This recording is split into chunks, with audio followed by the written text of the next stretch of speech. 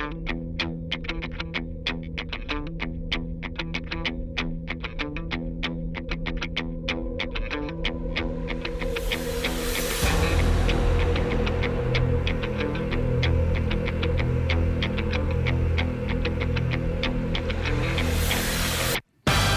this high-tech clap sync. Yeah. We keep it high-tech here. No, media. Well, let's see. Vinci. Are we gonna introduce ourselves? Yeah. All right, you go first. All right. What's up, everyone? Welcome to the North Leeds Jitz podcast. Today on the show, I'm joined by...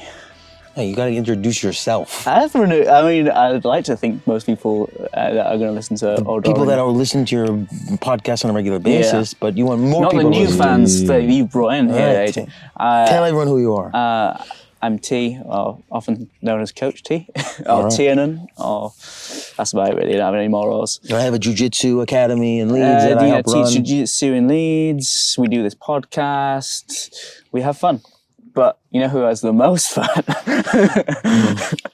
And today I'm really, this is one of the coolest, I think, sets we've had for the podcast. Usually we just do it in the academy or if we're traveling in whoever's academy we're visiting. But this is nice. This is a pretty cool setting. A little bonfire. Literally a fireside chat today. Literally a fireside chat. But I'm joined by Professor AJ. Yeah, I'd just call me AJ. Some people don't like the professor thing, eh? It's not, I mean, it's just like, that's not, I guess for the intents of this MMA or jiu-jitsu focused podcast, like, it's professor, you're a black belt, but like, I'm not introducing myself on the street as, hey, what's up, baby? It's Professor AJ to you. That's pretty good. Yeah. John That'd be funny. I'm Dr. Hage, I like to be called. Dr. Hage. I identify as a doctor. Your pronouns are he, she, they, them. My pronouns are doctor. Dude, I just got my third stripe. I think you go from professor to doctor, and then when you get your fifth stripe, you get master, right? And then your coral belt's master, and then red belt's grandmaster. I think that really kind of... Grande mestre. I think it also... Introduce yourself, please. Oh, yeah. Yeah, well, I'm David Margarito. I'm here in Leeds. Chicano. He's all the way from Chicano Park. Park, you guys know. Down in San Diego. By the Coronado LA, Bridge. LA, And then out here with the boys. East side, LA. I'm saying that, so... Right, I identify as doctor, I identify as professor, I identify as grandmaster. Right? When do we start? Homolo like sensei. We're sensei. Homolo get everybody. I think calls sensei's a bit Homolo cooler. sensei. It's dope. Way dope. When do we All start my teetering students call me between coach. that I hate and that gender identity? Sensei is way doper. What's your gender? Oh, I identify as it. What's your name? I identify as AJ, but actually I'm Dr. AJ. That's what I consider myself. Coach is cool. I feel like in America they're getting used to calling people coach now. Everybody gets called coach, right? Pretty much. Yeah, I like think a lot, right? It's like the meaning it's kind of converting. Like professor, like in Latin America, in Brazil, Mexico, they do say it, and they mean like a teacher, like in the subject, not necessarily the same title as it has in the U.S. and other Western countries. Well, this is episode 69 of this podcast. Yeah. So we thought that there's no better subject to start off this conversation with episode 69 than opposite sexes. I thought you were going to be like the north-south position. Or... Also an option. Maybe David wants to go down that route. Yeah, I was just finding out that in Brazil, the north-south is not called north-south. It's called something else. In Australia, it's the south-north. South-north? The south-north. It's not. The east-west. Because it's Latin root, you're saying everything's reverse? It's just because they're in the southern hemisphere, just, you know. Yeah, It's because they're so far south. Everything's opposite. Yeah. Well, that's what it is in the language, like Portuguese, right? Yeah. Even Spanish. Mais um, por favor. More one. More one, please. Yeah, you're right. Today, Professor Magid taught a really good seminar here at GBRL. How did you find it? It was cool. It was fun. There was a lot of wipeouts. It was probably one of the seminars that I taught that had the most wipeouts, which is always super fun because I feel like wipeouts are the easiest people to convince. Like, you can show them anything. And if you're good at teaching and good at explaining and stuff and keep having them follow along, it's easy to make them learn and convince them that what you're doing is going to work, versus like people who have more experience in jiu-jitsu, they might like doubt because of their own experiences or something like that. And is that a big thing for when you're you're a teacher and say as successful as you are, to create kind of buy-in from the students, like that they're going to buy into what you're actually teaching? Do you think about that much? You know what? I think that sometimes for specific things that I specialize in, maybe that I call myself an expert in jiu-jitsu, I feel like Jeff talks about this all the time, Jeff Glover. He's like let's say you are a jiu-jitsu black belt, but maybe you're not great at guillotines, right? It's not like your strong point, and you practice and drill guillotines for quite a while, a few months, 3-4 months, a year, and you get really good at guillotines and you tap a bunch of people out at guillotines in tournaments. You might call yourself like a master at guillotines and be able to teach guillotine seminars versus before where you couldn't, and if you're like a master at something, I feel like you have a little higher duty of like trying to convince the person like of that level of status of what you're doing, Right. Does you think it requires convincing, or is it just maybe not convincing, but you don't really have to convince somebody that the baseball bat trick works? All you have to do is show them. Obviously they've seen it work, but I feel like I have to convince them to want to get good at that, because jiu-jitsu, to approach you learn it in that so way. much. Yeah, to approach it and want to get good at that. That's an interesting thought jiu-jitsu, process that you have about the baseball bat choke. Not just necessarily I feel like the it's baseball similar to bat my choke. approach to what I want to bestow upon everyone in what jiu-jitsu is. Yeah. I think buy-in gets talked about a lot in team sports, a lot, from like the coaches there. Huh? Buy-in gets talked a lot about in team sport. Buy-in, like when they, Oh, you bought in. Yeah, like let's say a coach is taking a team in a new direction, and they've got to get the team to kind of buy into this new direction. They're going to engage their audience in what do they call it? Millennial terms. Right? I need to engage my audience. Yeah. I think teaching is such a feels like it's a whole different, maybe not different, but like parallel thing you need to get good at. If that's what you want to do, almost like they should have its like own little teaching belt system where like you kind of like at my school I try to teach pretty well rounded. I have a couple other people who teach. My partner Joel teaches a bunch. Your partner in life, or just like a partner in business? In the business, Mr. Tutor, and a couple of our friends. I knew. I just was. Yeah, obviously. just wanted to clarify. I like that. Do you have pronouns? What are your pronouns? Pronouns. You identify as Doctor. Professor Magid. Doctor Doctor and Magid. Professor. Doctor. And Dr. Sensei. sexual orientation. But what I was getting at, before I forget what I was gonna say, is that so I try and teach pretty well rounded. Everybody does, Right. Even Joel and Lucas or whatever.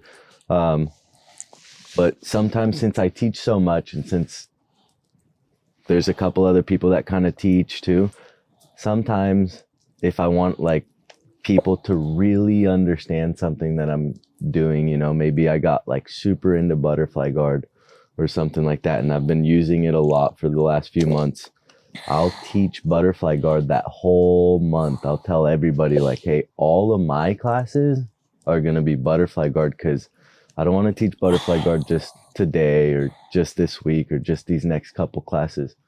My classes, it's going to be butterfly guard all month, so you guys can actually like learn and develop the style right now. And I feel like my students, from what they've said, they really appreciate that because they learn that, and I can see it. Like all of a sudden they're all like butterfly guard, arm barring, or sweeping the visitors and stuff. David, and do you teach?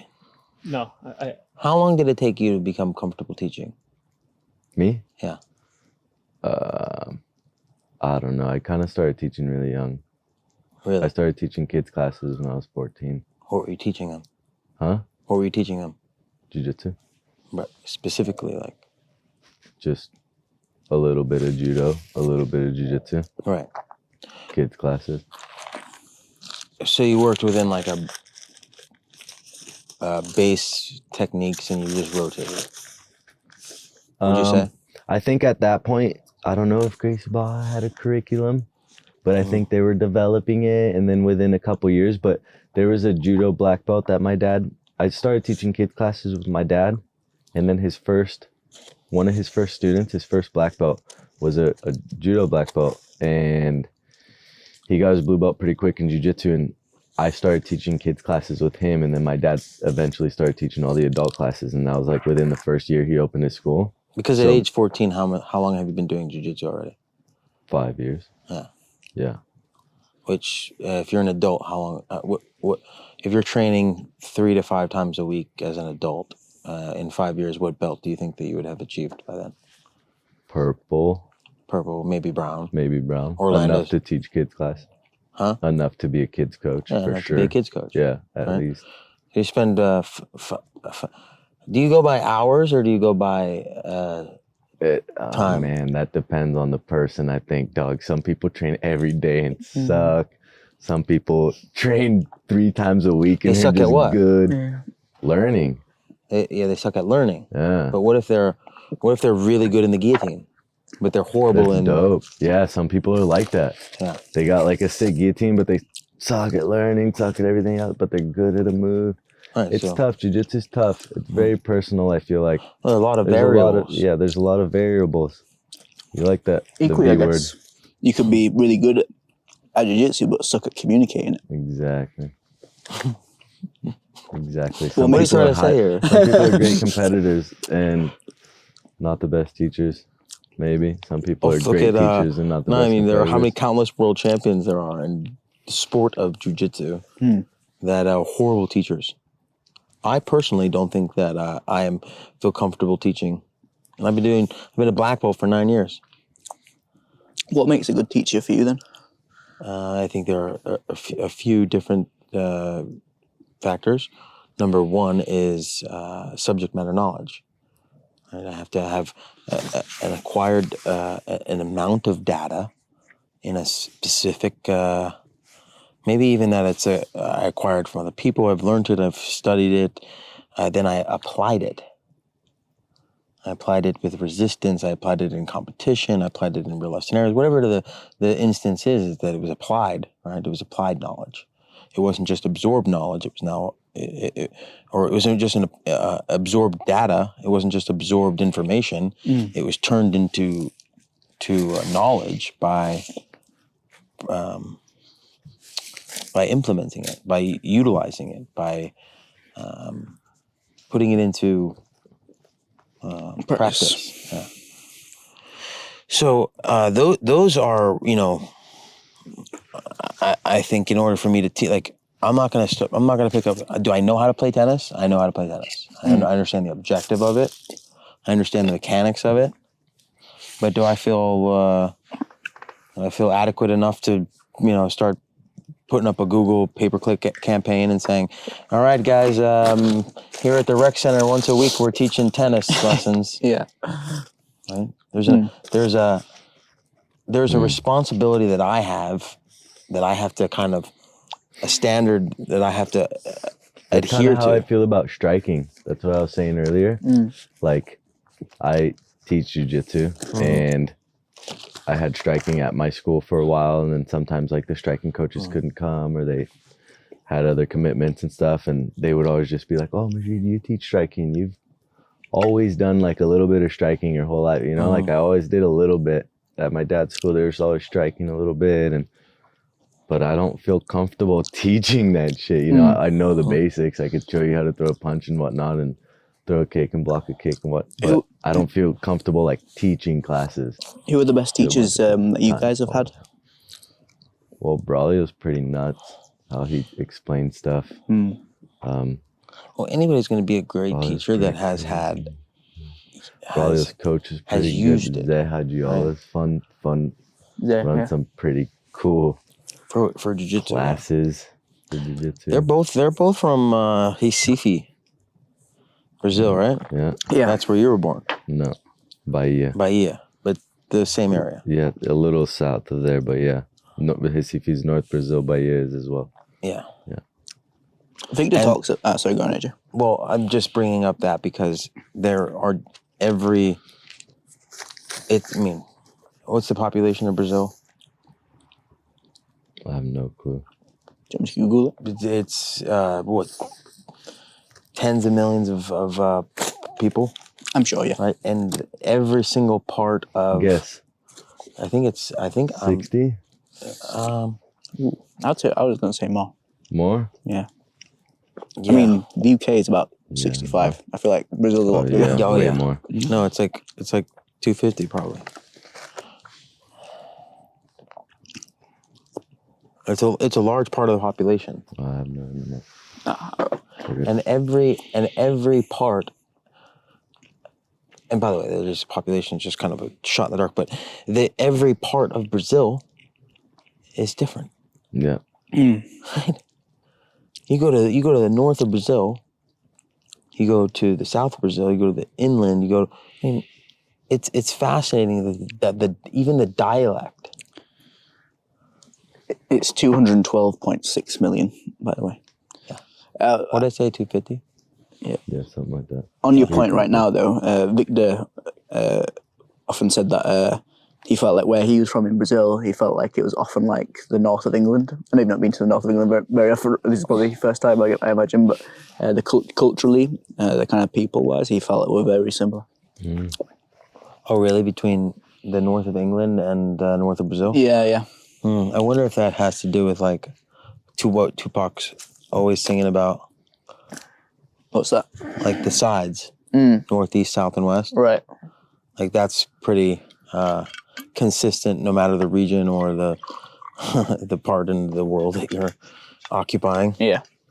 What are some like key differences or major differences from training in Brazil and training in the States or in England?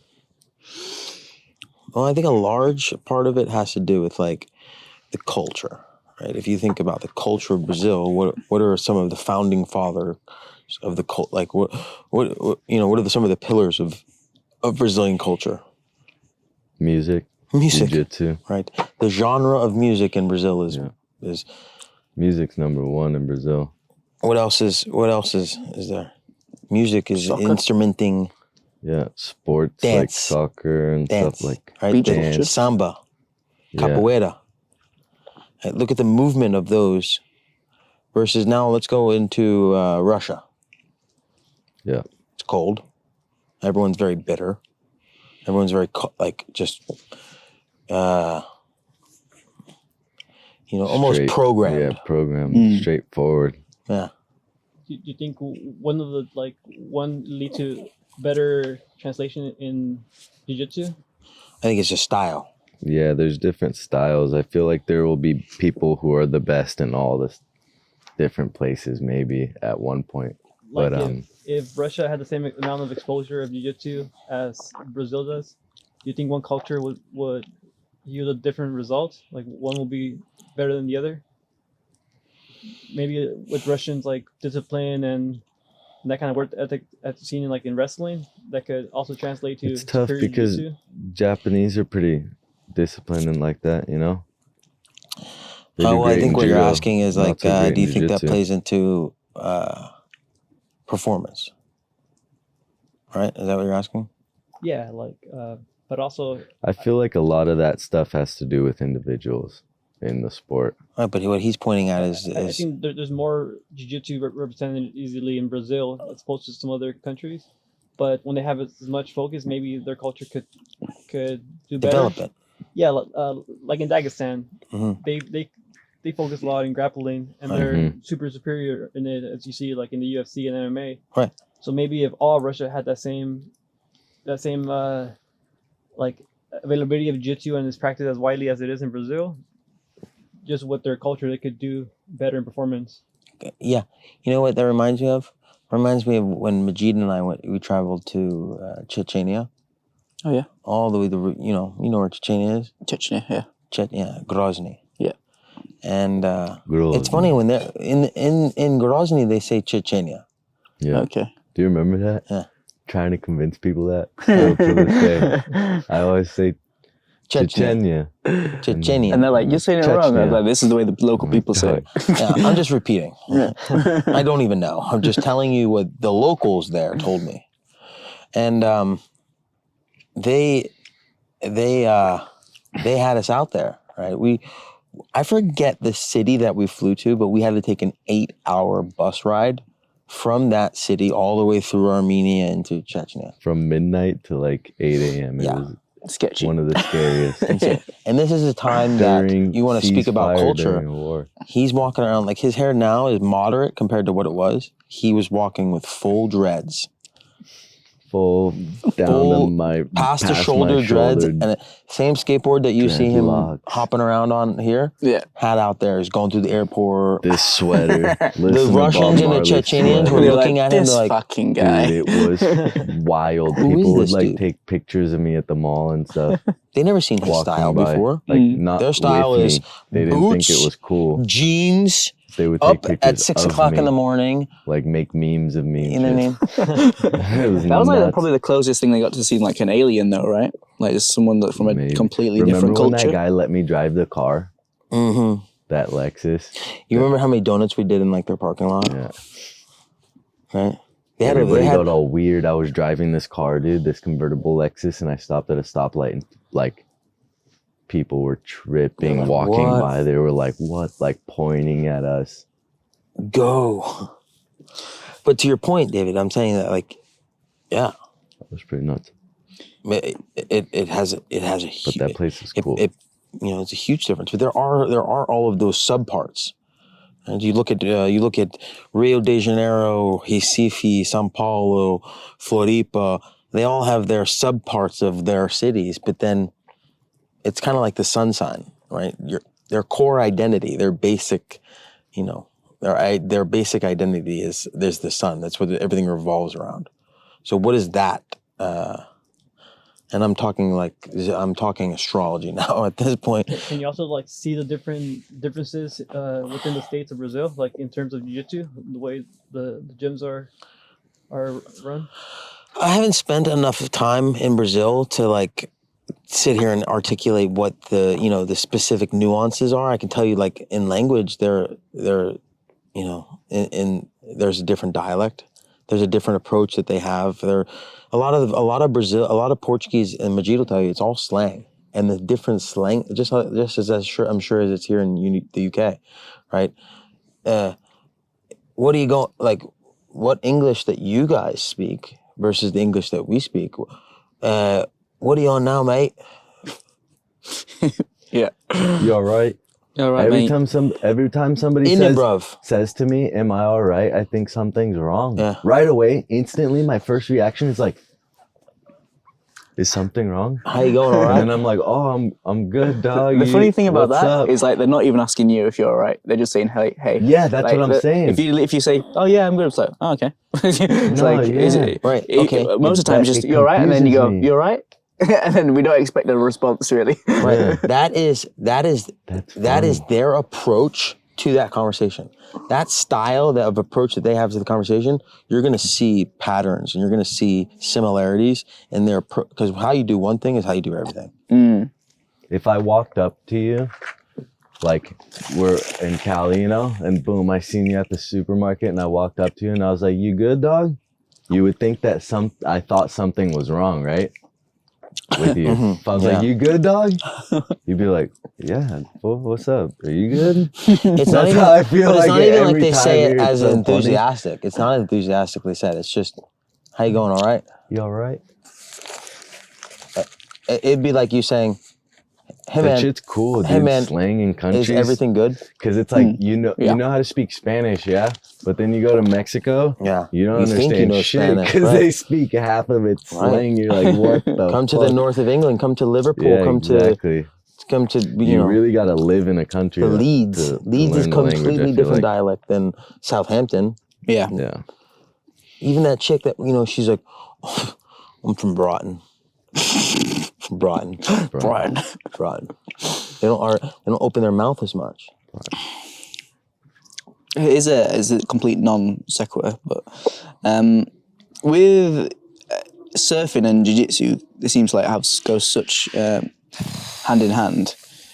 Is it where having another hobby to go along with jiu-jitsu, does it help it so you don't kind of burn out of it? Is it nice to have something that you're kind of really passionate about that isn't jiu-jitsu? I think so. Yeah, I think so for sure. I mean, I don't really know because I've always done both. Yeah. And I've always been so passionate about surfing and obviously so passionate about jiu-jitsu, but I've always had that idea of like, if I had to choose one, I'd probably just flip a coin because I'd be happy with either. Yeah. You know, but I feel like a lot of people who just do jiu-jitsu maybe get a little burned out on it for sure, because it seems like, yeah, you can, like, I don't know. It's hard on the joints. Yeah, it's hard on the joints. I guess like maybe I would eventually end up picking surfing just because I think I'll surf longer. I think I'll be on the mats just as long, but not like physically training like what Carlinhos was saying, you know, in Brazil. Like his goal is to see how long he can train for with like the ability to still train like where he's not using his intense endurance and not yeah. Right. It's a matter of exchanging techniques. But still being a little intense so that it's fun and not like, oh, my body hurts so bad that like you have to let me do everything. Right. But then to answer David again, because that's where I was going with the Chechenian story, is that when we first got to Chechnya, we were, basically putting these thick-necked, stubborn, more durable than you could possibly imagine, toughest son of a bitches you could even figure out. Ridiculous, dog. White belts. Everybody was a white belt. First day I trained, didn't tap anyone. Yeah. I was like, what the fuck? You guys are freaks, right? It But was their nuts. joints, their pains, their problems are going to be totally different than a Miao's problem because of the style, right? And a lot of that has to be with what their approach to the art is.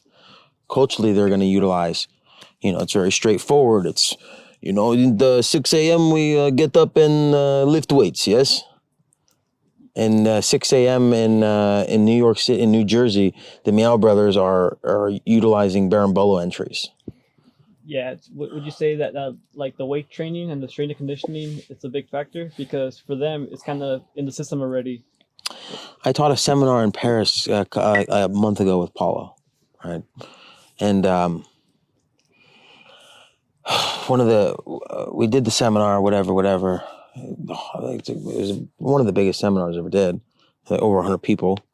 And at the end of every seminar, I like to leave about 10, 15 minutes for just questions. You can ask me anything. Ask me questions about what I showed today. Ask me about competition. I just say, just don't ask me anything about marriage or relationships. I'm not the guy to ask for that. But, have 10, 15 minutes, go. Oh yeah, we have a question. Then one of these guys threw out the question. He's like, when you were and he didn't address it to either Paulo or I. He's a white belt, blue belt, kind of just starting, early in his, but there are some blue belts that have been training like 5-6 years and they'll beat some brown belt, black belts. How long have you been training? 5 years. 5 years, right? I'm talking like a blue belt, like 5-6 months, right? He's addressing a. Do you? I'll just restarting the camera. And he's what was I saying? Like some blue belts that have been training for a couple of months. So I'm not saying blue belt and saying that they don't know anything. That's also very case specific. So he was a blue belt that just threw out a question to Paulo and I, and he didn't address it to either one of us. And he just kind of looked at it and said, like, either one of you should know the answer to this, or you both have the answer to this. He said, do you know how you can save your foot from being hurt when you're or being attacked when you're doing the berimbolo? And it was about a 10 to 15 second delay before any one of us said anything. And I just looked at Paulo and I said, that's not a question for me. Like, that's not my approach. That's your approach. That's your area of expertise, right? And then he went on this whole 15, 20, 25-minute rant about, the intricacies of it, the subtleties of it, the nuances, everything that makes it what it is and how to protect it and this, that, and the other. But if,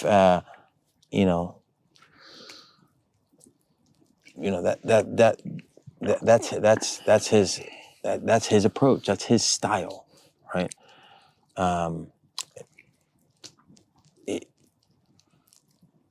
He brought up in that movement, in that conversation, he brought up a point that the difference between him and I, we're both black belts. We've been black belts probably about the same time, right? And he brought up a very interesting point. He said, I'm not as fast twitch oriented as AJ, right? So you think about that. Think about that in terms of a style. If somebody has got those fast gymnastic movements, bah, bah, bah, bah, explosion, that type of muscle versus more of a lethargic, kind of lull you in, like a frog. You're you know that about a frog? Like if I had a pot of water, I get what you mean, yeah. And if I put a pot of hot boiling water out there, and I put a frog in, what's going to happen? Jumps out. Oh, shing. Put that same pot of water, start it cool, take the pot, start cool water, put the frog in the pool, maybe put a little lily there. He's going to hang out. But you put that pot on a slow heat, it's going to kill itself. It's going to get accustomed to the temperature. It's going to get accustomed to the heat, and it's not going to realize that it's boiling itself to death. It's just going to die. And I think that's kind of why I don't like to be, limited to one style. I want to learn the differences of, the intricacies of the berimbolo as much as I want to understand I want to be able to communicate the importance of stand up, takedown awareness. Yeah. I want to be as explosive as I am laid back. I want to be cool, calm, and collected like Magid as I am, kind of like persistent and relentless. Kind of like Miyamoto Musashi talked about having no preference in all things. Well, I think Ruka is kind of on the forefront of preserving that mentality. Is like they're all focused on balance. Like company Ruka, RVCA, which is founded by he's a black belt now, but jiu-jitsu black belt. He founded this apparel company called Ruka, and the whole idea of it is balance. And it's cool because he focuses on the very he focuses on two colors, and then even now to be more appealing to the masses, he's added more different color schemes. But what if you look in basic photography, what makes a black and white photo is very easy to understand. There are only two colors. Right? You have shades of the colors, but there are only two colors, black and white. Mm-hmm. Right? When you get into color photography, you have all these different colors, all these different things that you're looking at that make that photo that. And it's very easy to see the balance between the black and the white, the good versus the evil, the light versus the darkness, however you want however you want to look at it. But I'm saying that in the sense that in terms of style, I should be balanced. I shouldn't be limited to one style. I'm guilty of it. I mean, I was a wrestler. I started wrestling in high school and college.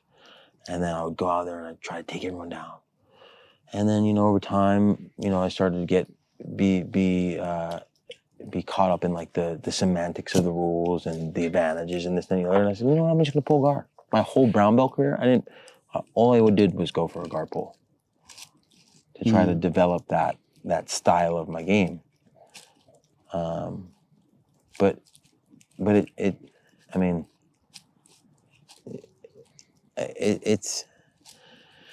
it's a palette, I guess, Dave. I mean, I don't know how else to put it. It's just like, I have a taste for that. I have a taste for this style because of this background or because of this upbringing, because I grew up here, because, when I was a kid, I listened to samba I listened to samba and the music, and I saw my dad do capoeira. So, I'm more of my style is a little bit more laid back and, more Magid style, like create. I'm not saying this specifically from just like speaking out loud. Like my style and Magid style totally different, but there are parts of Magid style that I look at and I'm like, that's sick. I want to implement that into my game, or at least have the capacity for it. Kind of like what we were speaking about before the podcast. It seemed like you were touching on a little bit there. Is there like a true artistry in the martial arts? Is it, I don't know, however you define what an art is? Are you an artist in a way? In the same way a painter can paint a picture, are you just using your body to do the same thing? I don't know. Art, the ultimate. Who am I to tell you? My Instagram bio says artist. Who am I to tell you if that's art or not? Yeah, exactly. That's like, you could call surfing art. That shit's beautiful. Take a picture of a surfer on a wave. That shit's beautiful, Yeah, even just the art of photography is art. Yeah, or even just watching surfing, but I think jiu-jitsu can be artful, and maybe if you understand it. See, it's the ultimate you form can of also art. just It's not understand it, art. and it be like. Yeah, but I think that might be with most arts, maybe outside of maybe music a little bit. Yeah. Like you go to like the National Gallery here in London, and you can look at amazing picture, but like what I'll see and what someone that loves painting sees is like something completely different. Just like exactly. If you watched a jiu-jitsu match, Magid, you'd see 1,000 things that I'm not seeing. Yeah. Because you're so much more well versed in the subject, right? He has a refined eye for it. Yeah. But put him, he could probably navigate himself in a military setting. And the only reason I'm using a military setting is because you're in the Marines, right? Yeah. What was your specialty in the Marines? Just I didn't specialize in anything. I was just in for 2 years. So. Okay, so you're in the military for 2 years. There's probably a little bit of a depending on how you look at politics, but there's probably similarities in the hierarchy of jiu-jitsu and the military. Oh, for sure, man. Yeah, you can definitely see. So could you throw Magid into the military and be able to navigate? Yeah, definitely. I think I think we spoke about a little bit before, the same values and principles and the discipline and the work ethic. Especially, I think if you're a competitor, I think you'd get along, pretty easily. I think the military probably gets criticised a little bit from people that aren't in it for like a lack of creativity, but I think that might be getting challenged more in the sense of the mainstream narrative by people like Jocko, who have such a big platform and have been in the military, and they talk about how the discipline is the freedom, and just as artistry is on the jiu-jitsu mat or the wrestling mat on a battlefield, then there's just as much, you could say, even though it's barbaric in one sense, I guess there is artistry in that as well, in the creativity, decision making, all the same kind of things that are the same principles of combat in the small scale tend to play out. At least if you kind of listen to Jocko and his podcast and things like that. Well, I wonder, in the big scale, like war. Let's talk about war. Yeah, Russia and Ukraine are at war right now, right? If we're enabling some of this creative thinking within our soldiers, what's going to happen in that sense? Military is militant. It's order. It's it's kind of like more of that team mentality. Yeah. Right. And you have a team mentality. It's like you have to deviate away from the creative. You're just basically doing what you're told. The individual sport is more, you're the creator. Here's the confines of what you're able to operate. Here's the boundary and the time, but it's all on you, kid. You do whatever you want with it. But if it's a team aspect, okay, I'm doing this play, and then he's going to do that thing, or it's more choreographed, like a play. I think some artistry tends to be skewed towards individual expression, right? I think it's hard to do that when you're in a team setting, or a military session, right? Like when you're in like a section or objective. A unit, yeah. And for sure, those people that get, the Medal of Honor over in the States or the Victoria Cross here in the UK, if you look at the citations they get, oftentimes it is individual acts of against, crazy odds, like 1% survival chance, and they did like something individually. It's like Pele in soccer. Yeah, right. Completely different style of player and whatnot, Do you guys get any inspiration in jiu-jitsu from other athletes in different sports? Oh yeah. Yeah? 1000%. Yeah, I think a large, one of the major influences on just my approach to sportsman, being a sportsman, was Ayrton Senna. One of the coolest things I heard was I was doing a podcast with Victor. Formula One driver. Yeah. You know who that is? I don't think so. No, he's not. I don't really know much about Formula One. You gotta watch the Senna documentary, David. Okay. Yeah, Magid, you know who Ayrton Senna is? Of course, right? Of course. Yeah. So, Brazilian Formula One driver. You know what Formula One is? Yeah. A race car, basically. So I asked Victor on the podcast, because Victor would always go for the submission, like in his early days of his careers, and to many said to his detriment, because he'd often lose matches because he was just kind of always fighting for the submission. And then later on, eventually, when he was winning Nogi Worlds, he had actually changed his style a little bit and played a bit more of the game. I asked him about kind of going for this submission thing and his philosophy around that, and he was like, Ayrton Senna said it best, if you're no longer a racing car driver if you no longer go for the gap, right? Oh, I'm paraphrasing a little bit there. If you're no longer going for the gap. Yeah, if you're no longer going for the gap, you no longer. The gap is. So he got he got suspended from the French Federation because he went for a gap. Yep. Which the gap is, they're all going around the circle, and he saw a gap, and he went to go cut that gap so that he could take the lead, and caused an accident. Prost, what's his name again? Yeah, something. Yeah.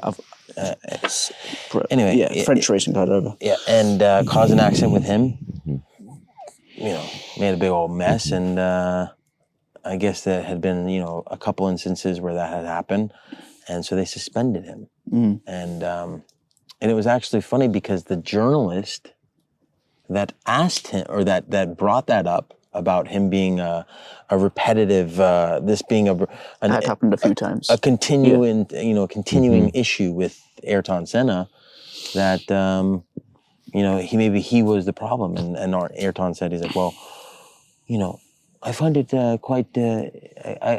quite interesting that you would develop such a thought on this, because the moment you're no longer going for a gap as a Formula One driver, there's a moment you are no longer a Formula One driver. Yeah. Right? And he's basically saying to the audience, to the viewer, to the listener, this is what it's all about.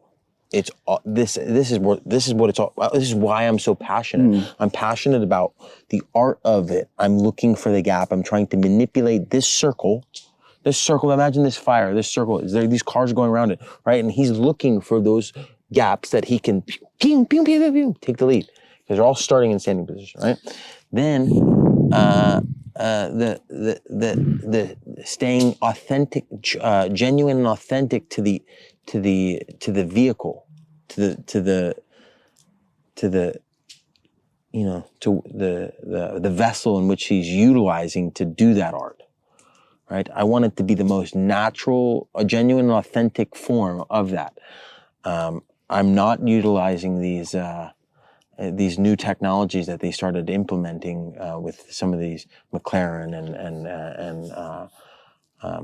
and it's been a while since I've seen it, so I don't remember a lot of it. But basically, they started introducing all of these new technologies which Ayrton said he felt like it was changing changing the art of it. What Victor was kind of pointing out rather beautifully there was like, you're saying if you no longer go for the submission, you're no longer a jiu-jitsu fighter. Like the moment you stop fighting for that submission, just as Arton said, if you stop looking for the gap, you're no longer doing jiu-jitsu. Which kind of resonates kind of nicely with you from your match yesterday, right? You were fighting for the submission. Yeah, I feel like in Senna's perspective, here's the deal. Right. I love this part. We all know these cars are fast. It's cool to watch them go around the track really fast.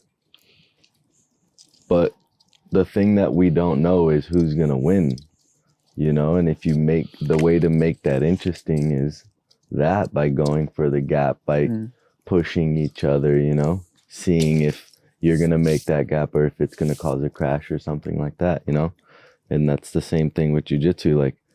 All the top level competitors train every day, work out, have good cardio, blah, blah, blah. Yeah. And they could probably all survive against each other in a 10-minute round, playing hand fighting and wasting 4 minutes standing and pushing each other and then going to the ground already tired and not really getting more fatigued, and then eventually trying to go for submissions in the end when they're exhausted and not getting real subs, but they look like cool attempts or whatever. But then everybody knows authentic and genuine. Yeah, everybody knows that you can survive. You train jiu-jitsu every day. You're supposed to survive against the best of the best. That's what you do for a living. But can your jiu-jitsu survive a fight? Can you tap the guy quick? Can he, can you capitalize on a mistake? Can he That's what I think is cool about wrestling, because wrestling, they could let wrestling just hand fight forever, but they don't. They give them penalties. They put them on shot clocks. It's like, dog, you gotta fucking score a point in 20 seconds. Clocks. And then you're like, what? Why'd you pick me up? And go.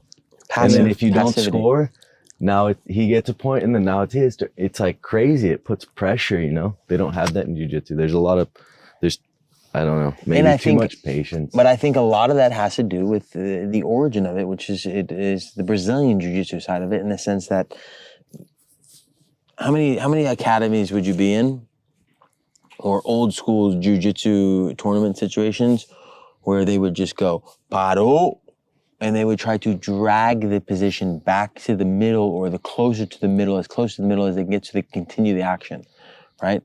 Or they're going against the wall. So, yeah, I think that culture of it is more leaning on, because if let's say it wasn't Carlos Gracie and Helio Gracie that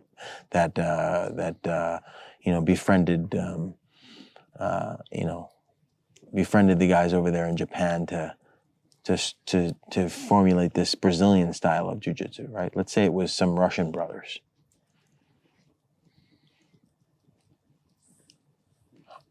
How much different would jiu-jitsu be today if they started to approach it like their approach to life? I would think here's a boundary. You cannot go out of that boundary. If you go out of that boundary, we're restarting you in a neutral position. We're not playing any of this bullshit like, oh, we're going to drag you back or we're going to stop you and reset you and try to put you back together as once you once were. No, you left. We bring you back. You stand up again. I think jiu-jitsu is the way it is because it allowed it didn't have a reset. It allowed it to be free to progress into more advanced techniques that we see today. And if from the start it would have had a different rule set, jiu-jitsu wouldn't be the way it is right now. Respect. Because it just continued.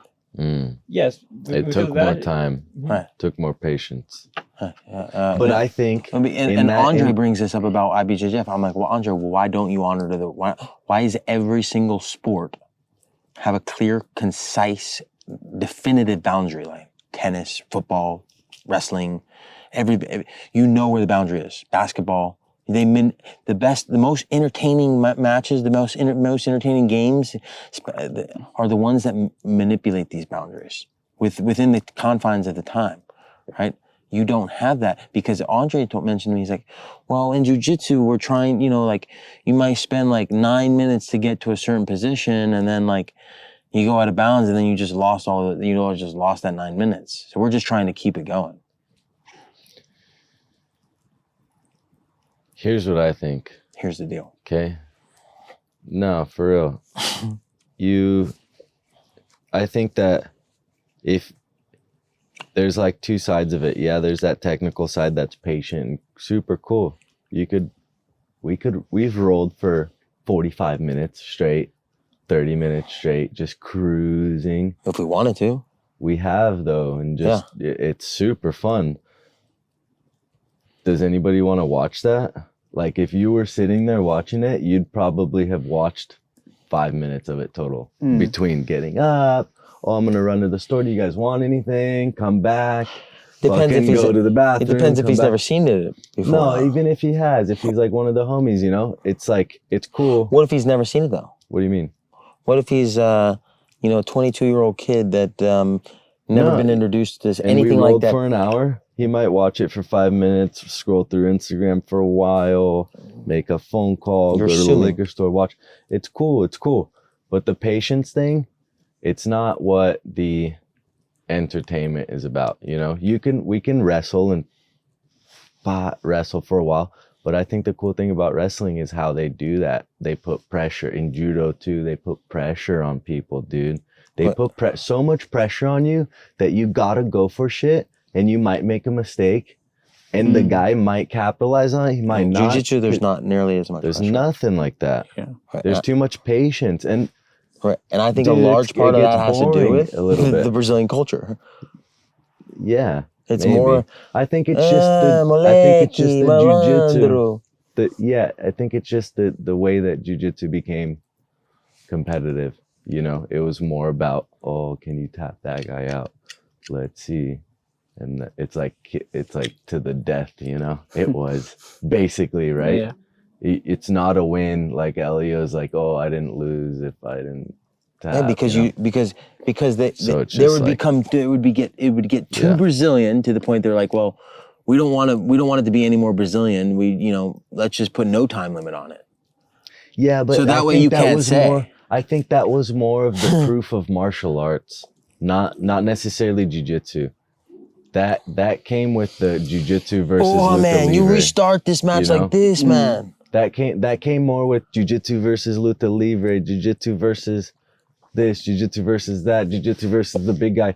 You just gotta go till it's a definitive decision. Till somebody gives up, till somebody throws in the towel. And then it started going into jiu-jitsu versus jiu-jitsu. And it's like, dog, both of you train jiu-jitsu every day. This shit is gonna take forever. Right. We can't watch that. And then now, so they're like, all right, cool, we'll put a time limit on it, but don't change the rules. And then so they put 10 minutes on something that takes an hour. It's like watching a chess game that takes an hour. But they kept They put a time limit on it, so then they don't never get to finish. They'll never finish. You just watch the beginning of the chess game. Therefore, they did one part of the factor. They added time. Where are the boundaries?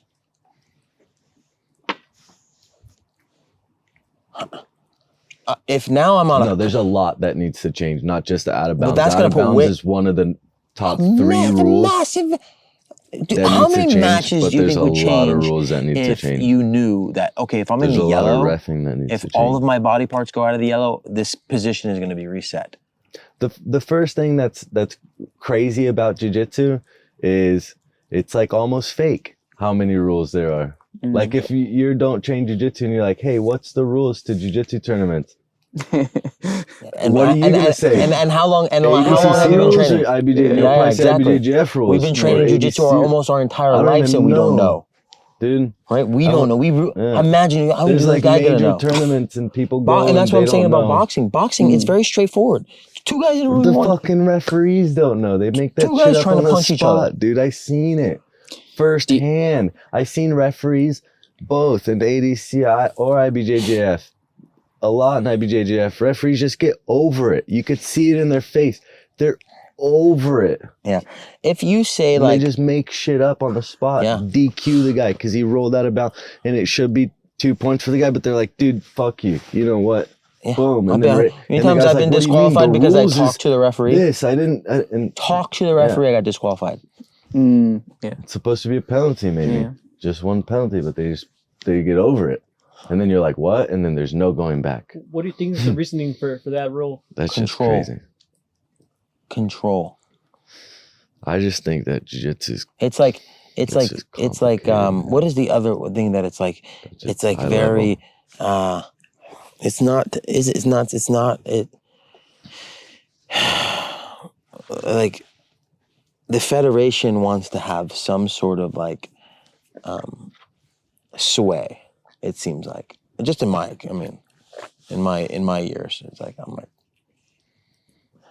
if they don't want somebody to be a world champion, they could easily prevent somebody from being a world champion.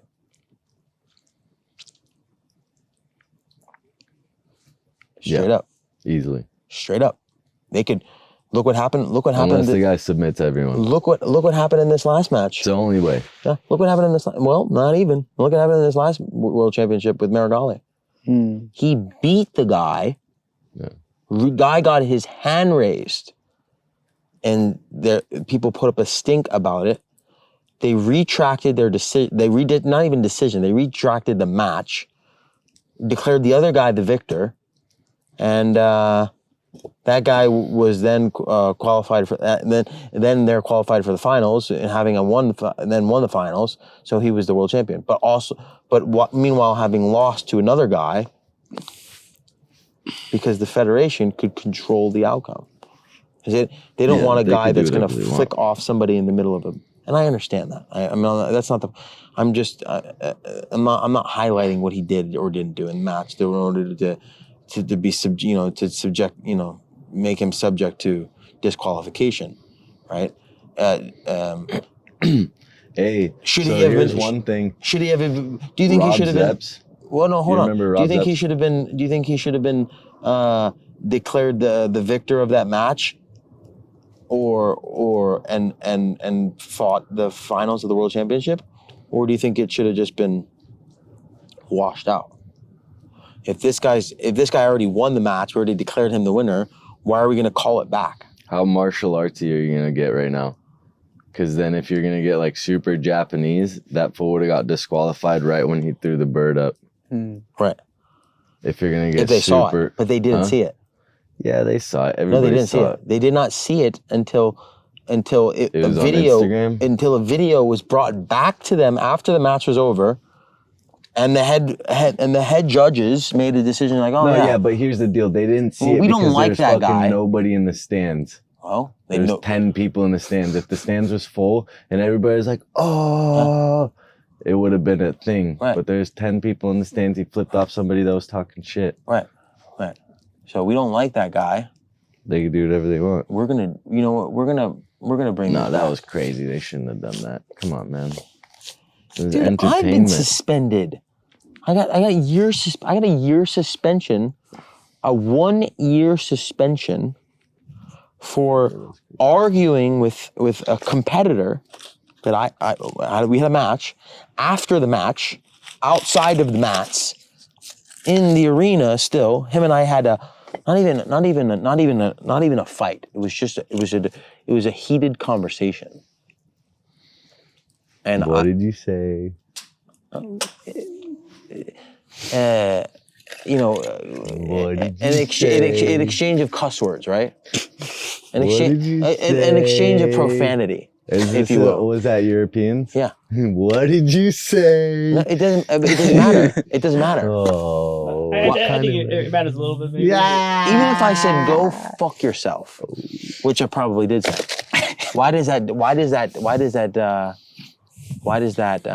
if it didn't happen on the mats, why does that subjectify me to a year suspension? Did it happen during the event? In the venue? Yeah. A year? Dude, it's For a private conversation? Hey, if you do some shit like that in tennis, they might or might not suspend you, depending on how. There is a lot more money in tennis than there is obviously. fucking jujitsu. But they're weird, dude. It's martial arts. It's all like. Oh, now it's a martial art. It's all like Japanese and shit. I thought it was a sport. Well, right now you're getting all Japanese about it. What do you mean? I am? With the suspensions and stuff. But it's a sport. No, that's like martial artsy. But is it a That's sport like or is it a martial artsy art? side. It's a sport. Right. We're in the sport. Yeah. So- it's entertainment. You shouldn't But if it's entertainment. DQ'd or Right, you shouldn't. suspended. Okay, You I should thought you were not. saying you shouldn't have You said should that. not. Right. You should not. But Right. they are getting all like, oh, this is like martial arts Right. and Is it funny? But they want to say it's martial arts, but think they about don't. this. They But don't they- even let you like drink beers at IBJJF event. Right. They want to The say it's fuck? martial arts, but they want to Come on, add dude. all of these stipulations in the Come match. on, This is an advantage. beers This is at an advantage. IBJJF event. I'm not here to knock the Federation. I think that the Federation. Fight, you know. Well, listen. First of all, I'm not here to knock. Federation has done a lot. No, the Federation's dope, but Without the Federation, Jiu-Jitsu is nothing. yeah, but we need to make it a little more Updated. entertaining, a little Updated. updated. Yeah, we need to step it up a little. There are a bit. lot more people doing it now. It's funny though that you look at the growth of the UFC and they would actively encourage, well, maybe not actively encourage, but they're certainly not unhappy when there's a drama goes down, right? course. Someone throws a trolley through a bus, they're like, fucking market the shit out of this. Someone has a backstage fucking word with someone, they'll be like, market the shit out of this, and look at the growth of that. And Yeah, then- now, Yeah. but now that's totally different. Now the media is filming a backstage altercation between two athletes where one of them gets slapped by another one, and they're exalting it. They're exalting that athlete.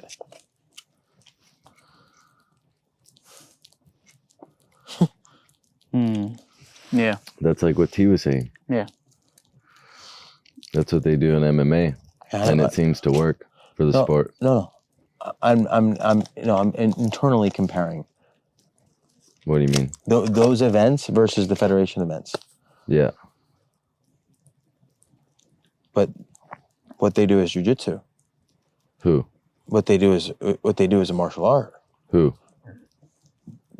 Both? Yeah. Yeah. One gets marketed, they make more money.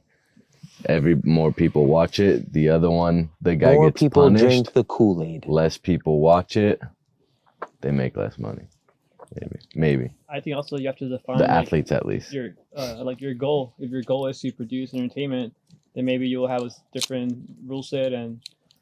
But if you want to prove what is one is better than the other, I think it's different. That's one of the reasons why I think I like Ayrton the most. He was willing to die to fight for that. Mm-hmm. He literally died fighting for what he believed in, the art of racing.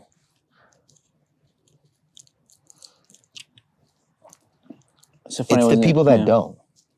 It's the people that have a say with no skin in the game. No skin in the game. Oh, you're going to tell me that this is what it's about, then why don't you fight? Let's see. You want to prove to me? Prove to me. Fight. You want to prove to me? Get in the race car. Race around. What keeps you guys competing? What does it for you guys? Ego. Keeps you getting on the mats? Ego. I'm a sick fuck. I want to outdo myself every single time. Does it help you manage that though, or does it feel it. You become more aware of yourself, right? Jiu-jitsu to me is knowing yourself. Martial arts is really just knowing yourself. The number one rule in all of martial arts, you know what it is? Don't call it a sport. No. Don't make an assumption. Martial art, you said it today. Martial arts is the art of deception. Sun Tzu. I cannot assume that if we're both standing in our respective stances, whatever the stances are, I can't assume that you're going to kick me. Because what if you punch me? What if you draw your sword on the left side instead of the right side? I can't assume. To be ready for anything and everything. Have you ever thought about to be equipped with the ability to do that, and not even to where there's no mind in it. There's no thought. I didn't even. I was given something, and I just killed it effortlessly. Isn't it funny, like you're saying there, AJ, the Sun Tzu kind of philosophy of all warfare being based on deception, and yet in martial arts we constantly preach integrity, like honesty in all things, exalting martial artist. Yeah, like it's funny. It's like integrity in actions, but then we're always trying to deceive you through our actions, like with the baseball matchup, right? It's like I don't want to see let you know it's coming. I mean, you know, it's a nice. So it's a nice little juxtaposition. That would be nice. Yeah. If you're like Hajer and you're like, hey, guys, that's I'm going to tap everybody out with the cross choke. And you're like, nah, not me. And then it's just one after the other. After that shit's nuts. That's insane integrity in a way, right? Yeah. That's like integrity. Well, that's his checkmate. Hajer's really good at chess. Hajer, I think his rating is like 1,500, 1,600. No which way. is expert Really? level. Wow. You know, he's his approach to chess and vice versa, his approach to jiu-jitsu is very similar. Right? He has a goal, an objective in mind, is checkmate. His goal, objective is submit him. How he does that, his approach, his opening, and in chess you have a lot of different openings. There's many different openings that you could do. You could put this pawn forward, you could pull the queen out, you could do, gazillion different things. Same thing you can, approach a jiu-jitsu match, two people, ding. I can pull guard, I can pass guard, I can, go for a takedown, whatever. Right? I can approach the match however I whatever I see, whatever my approach is, that's my approach. Right? Some people's approach gets is already exposed. Like they've seen this approach before. They've seen they've seen that story. They've seen that movie before. They already know the outcome, so they already have the answers for it. Right? Hajer has found his approach that is,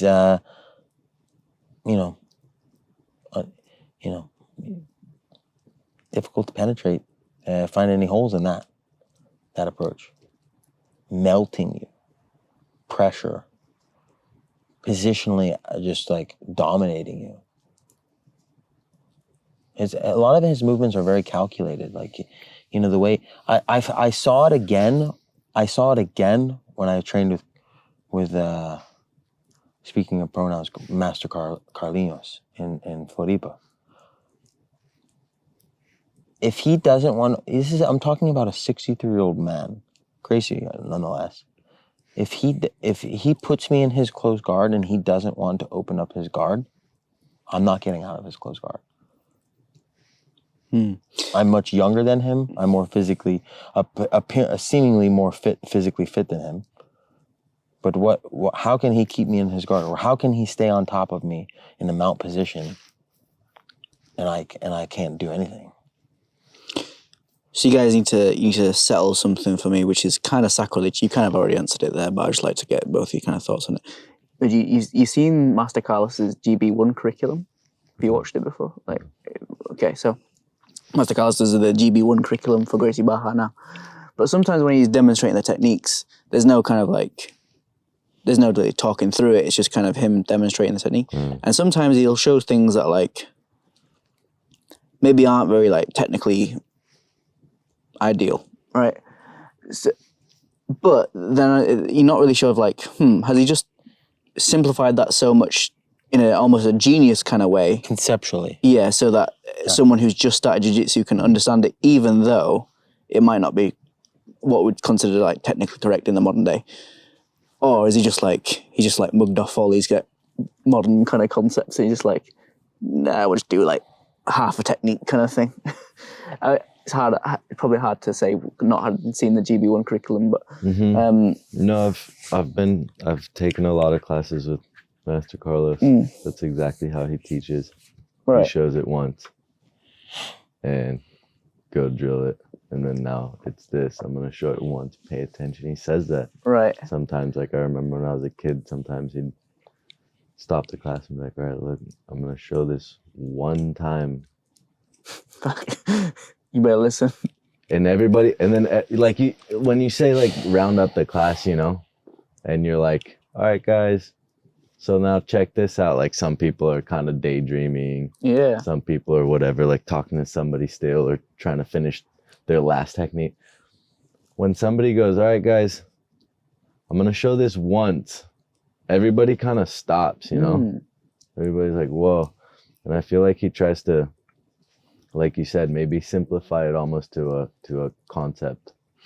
Yeah, his Like, concepts hey, look, are check this out. are Maybe insane. you'll learn how to specialize this later on. I might try that in the next kids' classes that I do, because sometimes those guys just do not pay attention. You'll show something like 5-6 times, No, and kids, then you gotta have like 3 steps and then make them repeat it. yeah, right. Make them What repeat it do before I you do let when he them does loose. this? Grab the wrist. Yeah. yeah, exactly right. Because then this guy that I used to teach kids class with, when we kind of wrote a little curriculum for ourselves before Gracie Ball had a curriculum, and he called it Dora Jitsu. There's a show in Dora Explorer in America called Dora Explorer. Yeah, and we know. The theme was always there was always 3 steps for everything. Every little puzzle that she did, the whole thing had 3 steps themed. And he was like, if you can't show a technique that you can make the kids repeat in 3 steps, they're not going to get it. And so everything like a scissor sweep had to be like, get the grips, hip escape, sweep, like make them repeat. Even if you fill it in with a couple extra details, like do it. Yeah. Just so they understand like, oh, those are the movements. When they get the hip escape, they'll know that, oh, the knee needs to come out. You know what I mean? Yeah. So this but kind they of need to know. Yeah. That almost answers like full circle my first question about Master Carlos's teaching. Yeah. In that, you know, for someone that's so experienced, he probably sees like someone that's just starting jiu-jitsu as that kid, where he's just skipping out all these extra details that I might want to fill in, like, oh yeah, let's add in this detail, this detail. You'll but do it anyways. Yeah. He's like, no, you don't need to know these kind of things, because they're still trying to figure out what a crossface is or what a hook is. Or like, you need to know how to start the car first. Yeah, exactly. You know how to hip escape first. Yeah, it's interesting. Some things, I try to tell my students a lot, like sometimes when I show something where it's like you do a gable grip on the cutting arm bar or something, I'll be like, look guys, this grip matters. You know, if you do it like this versus like this, these are 2 completely different grips. For this specific situation, it's the same grip, but you switching sides, this one you're holding the arm, this one you're letting go, the guy's going to be able to pull away. You're pushing up the hand that you're trying to control the arm with. You're not putting any weight on it. This one you're hanging on that hand. You're controlling the arm, and I tell them, I'm like, try both of them. You should feel the difference. It shouldn't be like a raise your hand. Is it this way or that way? You should try both of them and be like, oh, this is the one for this side. On this side, I do it like this. Yeah, you mentioned that in the seminar today. Like, you know, you shouldn't sometimes need to ask the question. You should almost like feel it. It's kind of, that quite resonated with me. I just say like sometimes, I think actually I was I drilled a little bit on you, Dave, a couple of times, and I was like, and then I drilled a little bit on a couple other people. I was like, I was going to be like, why isn't this working? I was going to be like, oh, hey, Magid, can you help me out? It's like, Oh, well, I actually kind of know really why it's not working. I just Yeah. kind of like want confirmation that it's like, Yeah. oh, my grip's actually in the wrong place. Yeah, you know? yeah. It's Exactly. like, That's what I try to teach for that specific move. I spent so much time in the beginning of the seminar trying to get that across, because it's so important when you try to do a baseball choke from the bottom like that, exposing the guard pass. You have to know that your grips are in the right spot before. Well, a lot of it, people don't even you know, like, expose that. have that, like, feeling. Like, Yeah, that's what I try to teach. That's what, like, that whole first 30 minutes of my seminar, the whole, like, standing up choke, Elio Gracie style, you know, doing a cross choke, standing, simplifying it to the point. Like, Carlinos used to teach classes like that sometimes. Like, he would start a fucking cross choke class standing and then show it from mount. the concept. You know, because standing, you're just comfortable. You're right there. You put your neck up. Other guy's not resisting. There's no point in resisting. You're standing. You're not going to do it standing anyways. It's just to figure out the feeling. If as soon as you put a blue belt on his back and then you reach that, you're like a white belt. You don't even know how to do the cross choke. And you reach that first hand and he tucks his chin and shrugs his shoulder, and then you try to get the other grip. Now his shoulders are shrugged, his chin's tucked, so your grip's automatically going to be in the wrong spot because you're a white belt. You don't have the feeling yet. And then now your grips are in the wrong spot, and you're going to try to squeeze anyways because you don't know what a good one feels like. And then you're going to try it in real life, and it's not going to work. Yeah, the level has changed.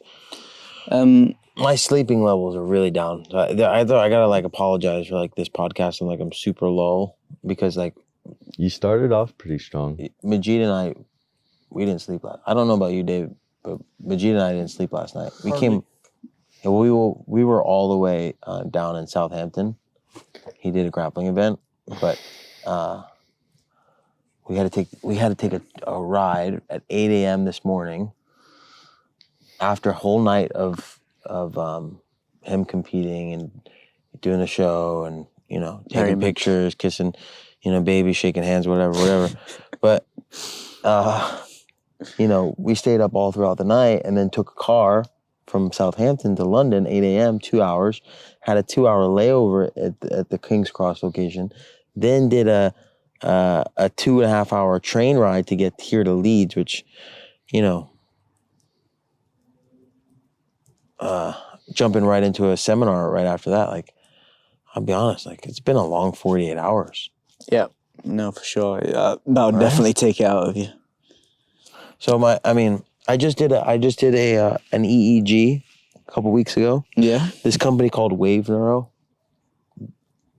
insane technology that they have a patent on this machine that is now kind of like, you know what a heart rate monitor is, right? You're familiar with Whoop? Yeah. So Whoop's got this heart rate monitor. They have a lot of different methods to monitor the heart rate. One of the ways that they do it is they go through with it, which called, you know, they have the beats per minute that they show you your heart beats, you know, 60 beats per minute at this moment. You have a resting heart rate, which ranges from here to here. There's also another variable one of the other pieces of data that Whoop has significantly different than all of the other companies is they have tracking on the heart rate variability. Yeah. Which the heart rate variability is most people think that the heart beats on a metronome, like you have 60 beats per minute. It's consistent, but there is a variability to it. The more the heart beats, the heart can beat. It can beat like beep, beep, beep, beep, beep, beep, beep, beep, beep. The higher the variability, they say the stronger the heart, right?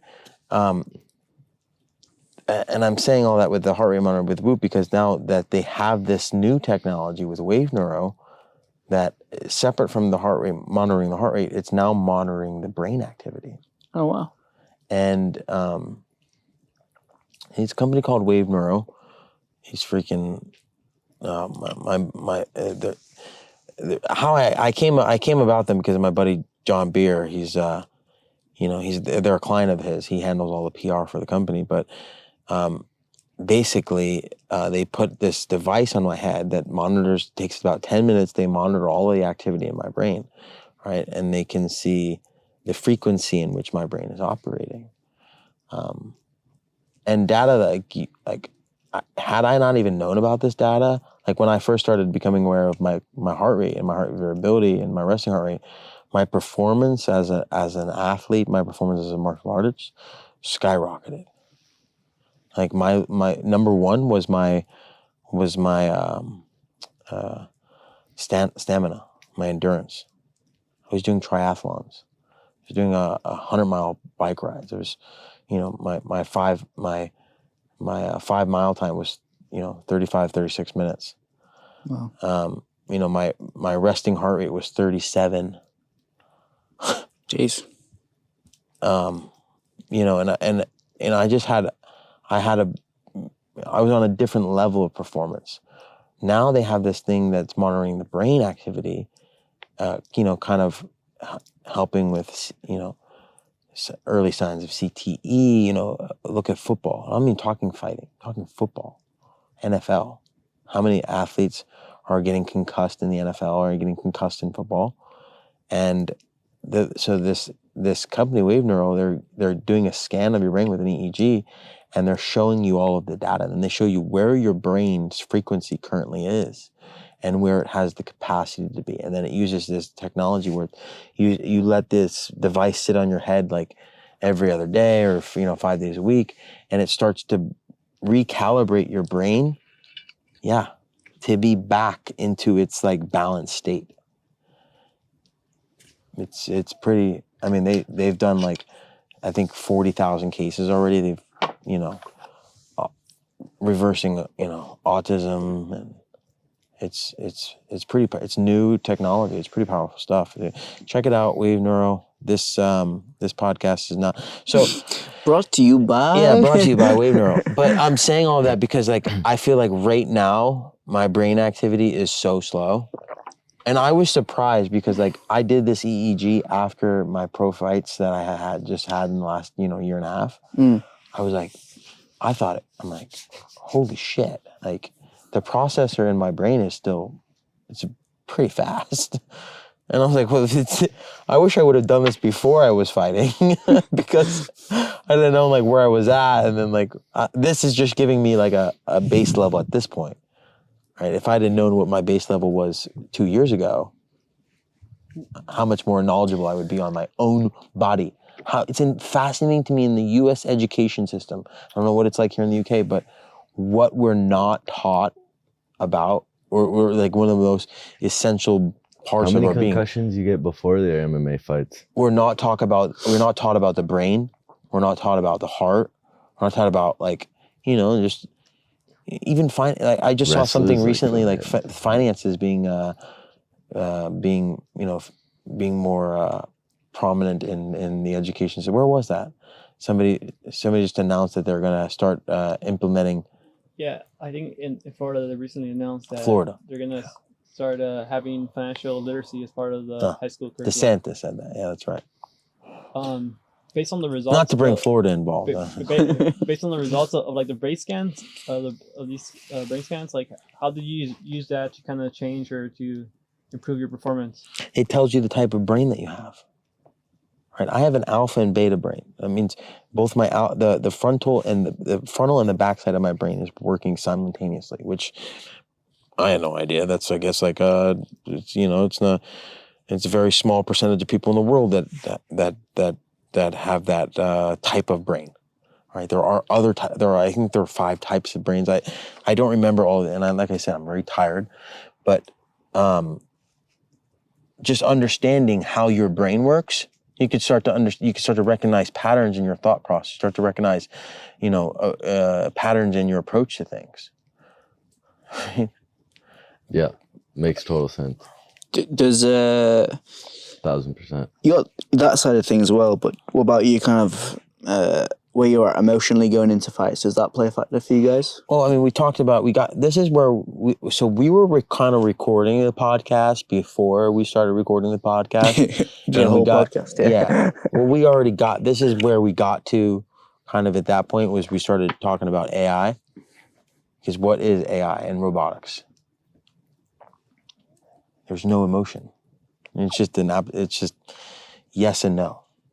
It's all large part of it is Russian engineered. We're gonna talk about, look at Lex Friedman.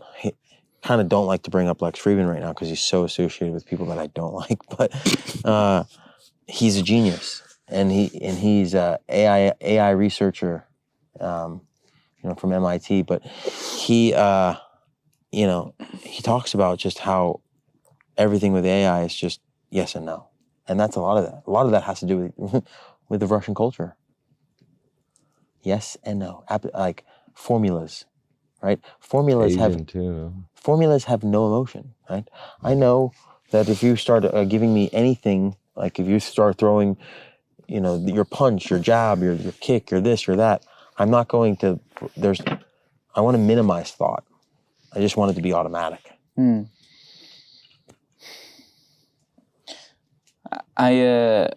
This podcast could easily go for hours, but we've already done like an hour and a half almost. Yeah. So whilst I think we should enjoy the dying of this fire. I'm tired without any sleep. Recording. I think, and just good just one. chill. Man. That was a good one. Cheers, Professor. Master. Doctor. I'm gonna go. Grandmaster. Grandmaster. No, that's like got a title David. that You know what? Just call me David. astronaut. There you go. And so everyone watching at home, Mahalo. see you next time. Wu-Tang. Out. Sweet. Let's go there. Throw up LA. I always get it backwards. I know, me too. That's why I asked you to do it. And if you're still listening to this podcast, please do yourself a favor and type in Chicano Park on iTunes or YouTube. Chicano Park.